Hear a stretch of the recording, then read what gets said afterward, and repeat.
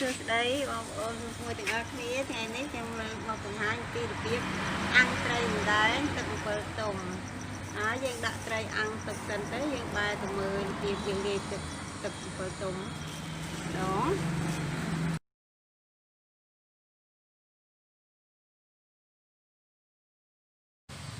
លាយទឹកត្រីយើងមើលទាំងអស់គ្នាបងប្អូន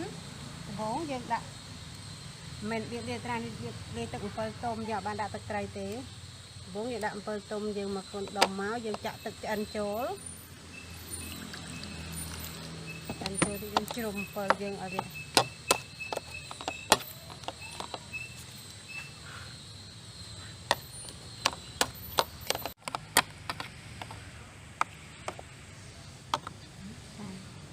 យើងច្បាច់អំពិលហើយយើងស្រង់គ្រាប់ចេញណា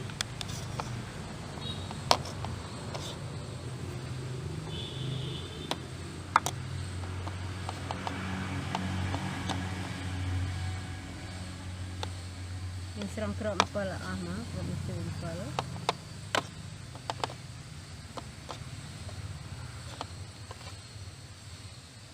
ហើយយើងដាក់ពេញប៉ោះអាំងយើងដាក់3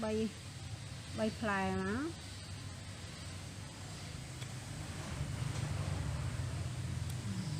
យើងជ្រុំវា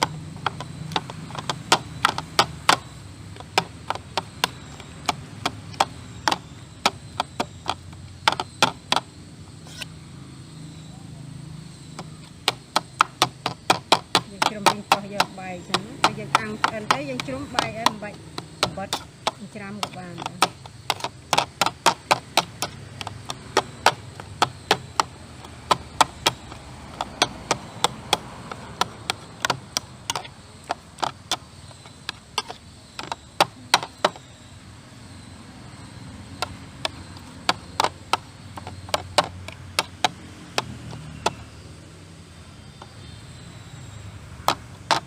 យើងដាក់ស្ករត្នោត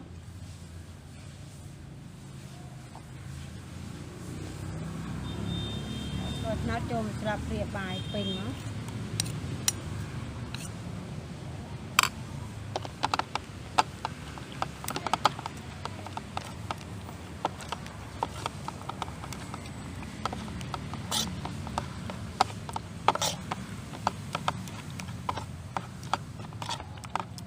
ហើយយើងដាក់អំបិលម៉ត់ចូលមកស្លាបព្រាបាយមកយើងដាក់ខ្នុរមកស្លាបព្រាបាយដែរ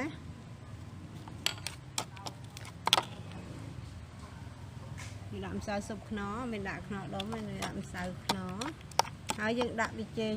មកចុងស្លាបព្រាបាយ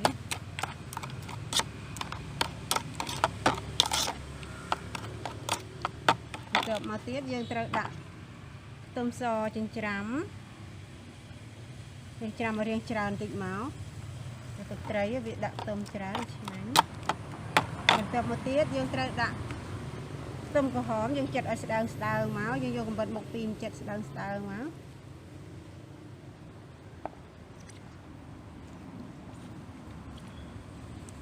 យើងលាយច្រើនយើងដាក់ច្រើនយើងលាយតិចយើងបន្ថយទៅវាមិត្តយើងតិចណាតែគ្រួសារពីច្រើនយើងលាយច្រើន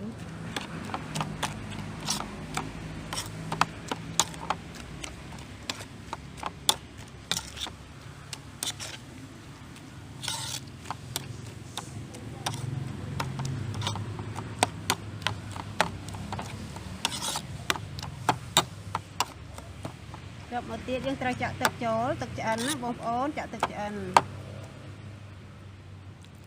យើងមើលមកល្មមខាប់ល្មមរាវល្មមយើងភ្លក់មើលទៅប្រៃសាបផ្អែមមិនយើងថែមតាមនឹងទៀតណាបងប្អូនអ្នកចំណូលផ្អែមអីអ្នកចំណូលសាបមិនយើងថែមតាមនឹងទៅ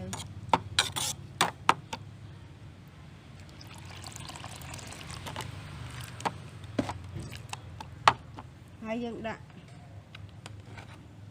ស្លឹកខ្ទឹមយើងហាន់ល្អិតមកបន្ទាប់មកទៀតយើងដាក់ចុងក្រោយគេគឺម្ទេស